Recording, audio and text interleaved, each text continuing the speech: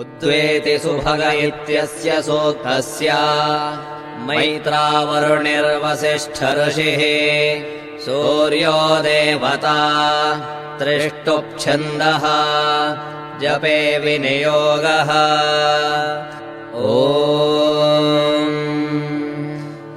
उद्वेति सुभगो विश्वचक्षाः साधारणः सूर्यो मानुषाणाम् चक्षुर्मित्रस्य वरुणस्य देवश्चर्मे वयः समविव्यक्तमांसे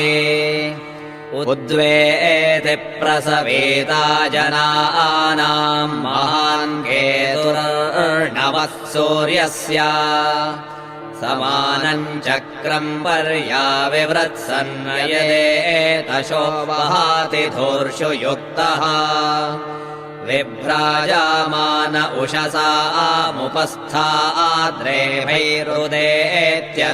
उषसामुपस्थाद्रेभैरुदेत्यनुमद्यमानः एष मे देवः साविता चच्छन्द यः समानम् न प्रामिनाति धामा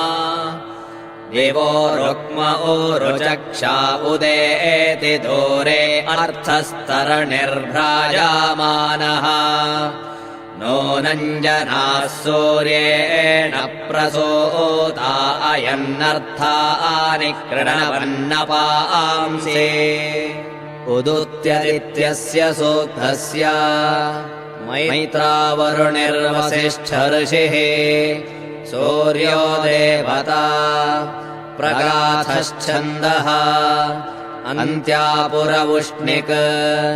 जपे विनियोगः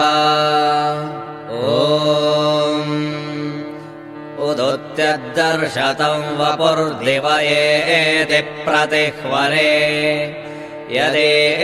यदेमाशुर्वहाति देव एताशो विश्वस्मै चक्षासे अरम् शीर्ष्णः शीर्ष्णो जगातस्तस्थुषस्पतिम् समया विश्वमारजाः सप्तस्वसारः सुविताय सूर्यम् वहन्ति हरितो रथे तच्चक्षुर्देवहीतम् शुक्रमुच्चरात् पश्येम शरदः शतम् जीवेम शरदः शतम् ॐ शान्तिः शान्तिः शान्तिः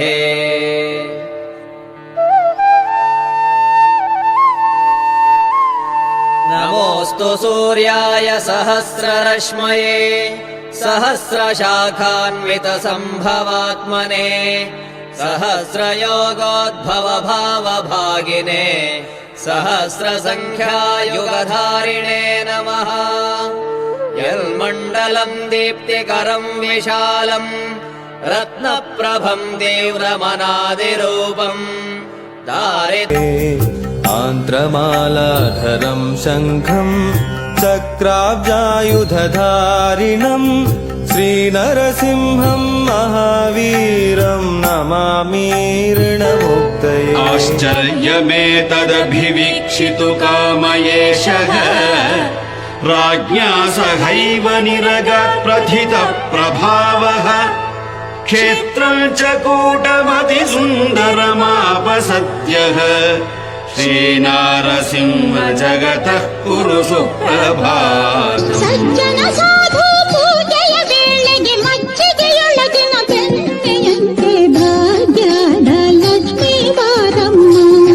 तस्य वृद्धिम् कुरुते जनानाम् यत्सर्वपापक्षयकारणम् च पुनातु माम् तत्सवितुर्वरेण्यम् यन्मण्डलम् व्याधिविनाशरक्षम् यदृग्यजुःसामसु सम्प्रगीतम् प्रकाशितम् येन च भूर्भुवः स्वः पुनातु माम् तत्सवितुर्वरेण्यम् यन्मण्डलम् वेदविदो वदन्ति गायन्ति यच्चारणसिद्धसङ्घाः यद्योगिनो योगजुषाम् च सङ्घाः पुनातु माम् तत्सवितुर्वरेण्यम् यन्मण्डलम् सर्वजनैश्च पूजितम् ज्योतिश्च कुर्यादिह मर्त्यलोके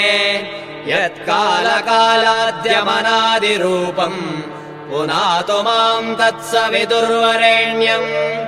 यन्मण्डलम् विष्णुचतुर्मुखाख्यम्